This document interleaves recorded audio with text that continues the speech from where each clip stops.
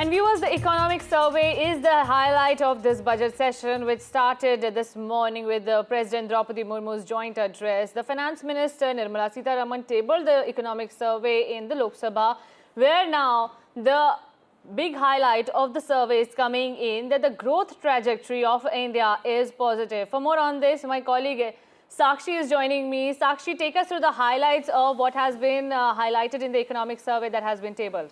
Absolutely. The Economic Survey 2025 has been tabled. It is a report card of the state of India's economy, as it were. And as you mentioned, Indian economy on a steady growth path. That really coming out very, very clearly in the Economic Survey. FY26 GDP growth seen at 6.3 to 6.8%, which is also a key indicator. Remember, India remains one of the fastest growing largest economies. And this indicator and this range tilting towards 7% is a bright spot.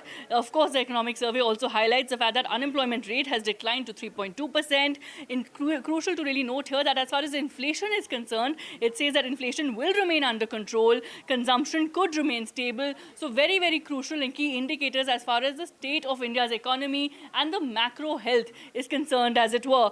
India needs to benefit from artificial intelligence. This also coming out as a very interesting and critical point. Remember, the need for skilling, reskilling, upskilling, now crucial than ever before. Of course, it is India's time to grab that golden opportunity and make the most of artificial intelligence and this real sector at large, as well as look how artificial intelligence is going to help contribute to each sector.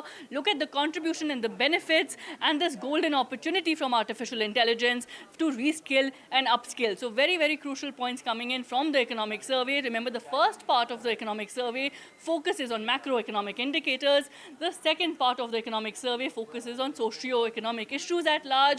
And this one also talking about the impact of ultra-processed foods on children. Also then giving indicators on how inclusive growth is needed, taking women, farmers and the youth all together. We heard Prime Minister Modi also in his initial address talk about how this budget is going to focus on the youth and how this will be a vision document for Viksit Bharat 2047.